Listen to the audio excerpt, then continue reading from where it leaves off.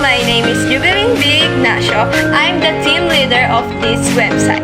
Our anime website is designed to provide a simple and convenient shopping experience where the user can browse anime products, add items to their cart, and easily place order through a smoothly checkout process. And before I start, I would like to introduce my group members who work with me and creating this project. Tara. My name is Kimberly P. Esma. Hello everyone, my name is Roshan Joyce A. Emperador. My name is John Paul Berba. My name is Augustine G. I'm Almity Chris M. My name is Rod Lester Lanyo Filada.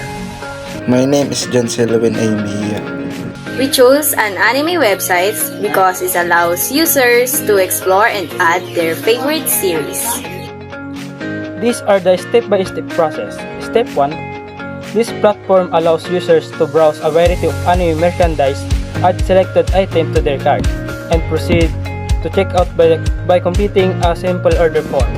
Step 2. Once items have been added to the cart, users may access their selected items by clicking the cart icon located on the side of the page, similar to common e-commerce interfaces.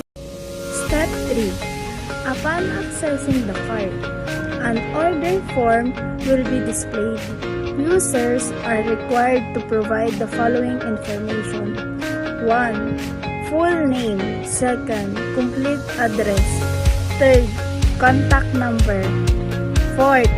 Preferred payment method like cash on delivery or GCash. Step 4. After completing the required fields, user must click the Place Order button to proceed. Step 5. A confirmation message will then appear stating this page says Order Placed, indicating that the transaction has been successfully completed. Step 6.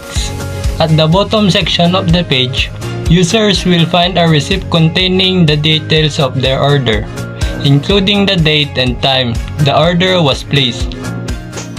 Step 7.